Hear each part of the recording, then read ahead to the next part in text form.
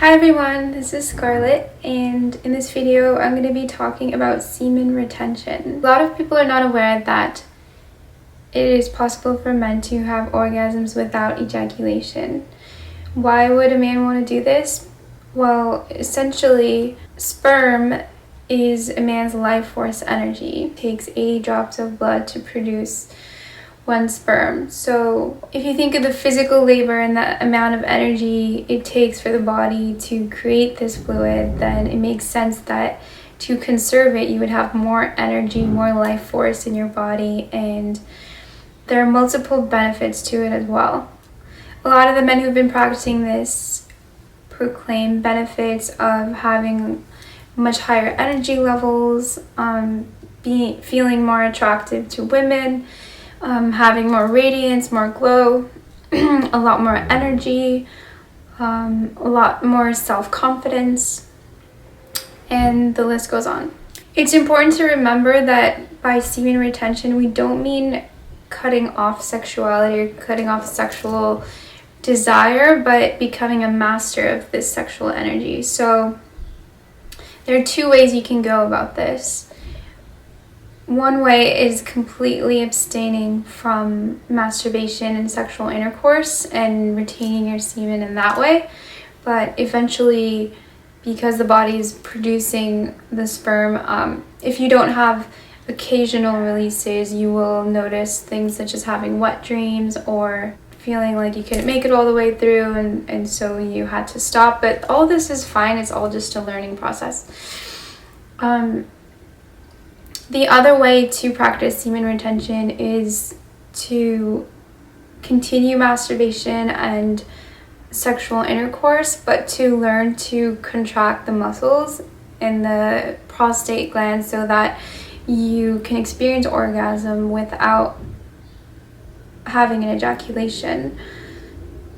So in this sense, you're still able to experience pleasure and sexual energy, but you're not releasing your life force energy, your fluid. When a man can learn control over this mechanism, you'll notice that he's able to actually have multiple orgasms and just overall sexual mastery in his life. It's very interesting because in our society, we're sort of taught the opposite, that it's more okay for men to have lots of masturbation and orgasms, but in reality, the way our anatomy is structured, it is easier for a woman to regenerate energy from masturbation. It doesn't harm her as much as it harms a man and depletes his energy.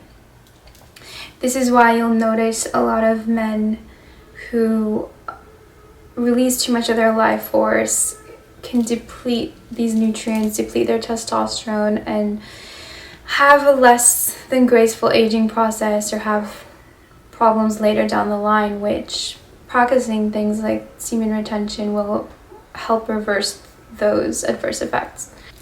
It's not an analytical issue of how many times you should masturbate or how many months you should go without it. It's completely an individual process, and each man should ask himself, what is his purpose in wanting to practice semen retention? Is it to stop a bad habit, or is it just to overall increase more life force, energy, vitality? Everyone's goal is going to be different, and so each process, each sort of time limit of abstaining should be completely individual and just listening to your body of what you're trying to attain.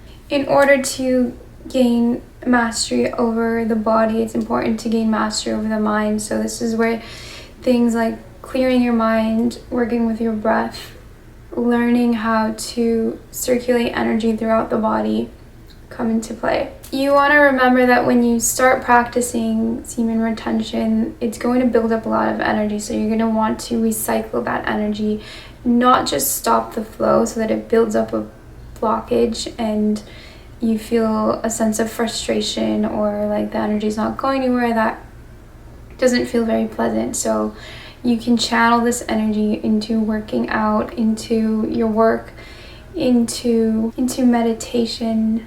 Remember, this doesn't mean you have to completely cut off all sexual contact. When you have sexual intercourse with the right partner, it can actually be a very regenerative experience where if it's the right energy, then it becomes like a mutual alchemy where both people are empowered. But just like mindless sex, mindless masturbation is just a squandering of your energy and doesn't actually help you in the long term.